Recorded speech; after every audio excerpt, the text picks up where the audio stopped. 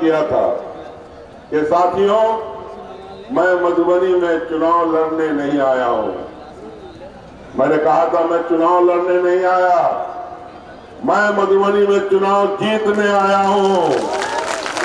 ये मैंने आपसे कहा था, और वो जीत तभी मुमकिन है जब हमारे एक एक कार्यकर्ता, एक एक नेता इस काम में लगे। साथियों, मैं इस जनसभा के जरिए माननीय लालू प्रसाद जी का, तेजस्वी जी का और सारे इंडिया गठबंधन के नेताओं का मैं शुक्रिया अदा करता हूं कि उन्होंने मुझे इस लायक समझा कि उन्होंने मुझे मधुबनी भेजा आपका आशीर्वाद लेने के लिए। और खास तौर से मैं लालू जी का बहुत धन्यवाद कहता हूं कि उन्होंने अपने पुराने साथी पर भरोसा किया। इसलिए साथियों, आपकी जिम्मेदारी बनती है कि आप इस भरोसा को टूटने मत देना। और मैंने एक बात और कही थी, उसको मैं फिर दोहराता हूं कि अगर इतिहास पढ़ोगे मधुबनी का तो यहां से कांग्रेस भी जीती है, यहां से सीपीआई भी जीती, यहां से बीजेपी भी जीती, यहां से सभी पार्टी जीती, लेकिन आज तक यहां लालटेन नहीं जला। क्या आप लोग लालटेन जलाओगे इस दफा? Thank you. इस दफा लालटेन जलाना है साथियों। साथियों, जब हम जाते हैं लोगों के बीच में तो मुख्य रूप से दो बातें आती हैं और जो लोग हमसे बताते हैं साथियों।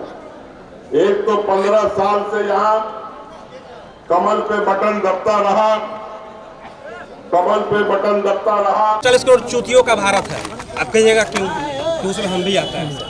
आज हिंदू के नाम पे देखिएगा, सनातन के नाम पे मोदी जी हम लोग को चूतिया बना के आ रहा है। हिंदू धर्म में बता कि गाय हमारी माता है।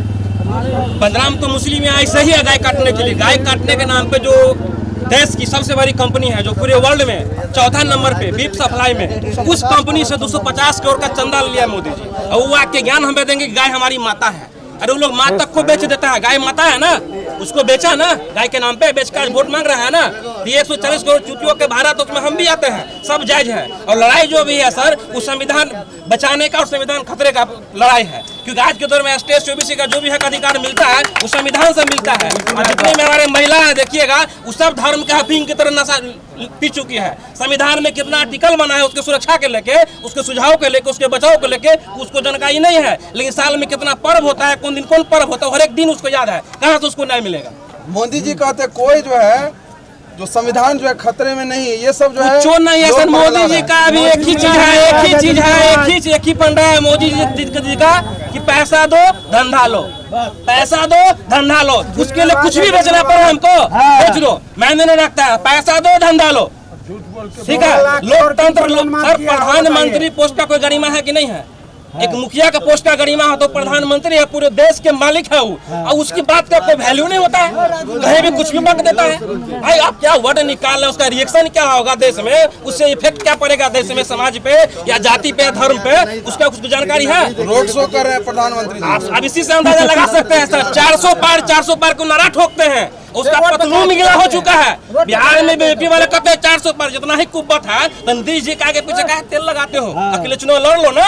अब मोदी जी को रोड पे उतार दिया। 32 वर्ष का लौंडा, 32 वर्ष का हमारा तेजस्वी यादव है, मोदी को रोड पे उतार दिया। अब क्या चाहिए आपको? 32 वर्ष का लौंडा रोड पे उतार दिया, रोड पे उतार दिया। रोड पे मतलब प्रधानमंत्री रोड पे घूम रहा है पैदल। उसी से अंदाजा लग सकता है कुर्सी कितना नीचे गिर चुका है, इसका वैल्यू कितना गिर चुका है, ये जाने वाला है।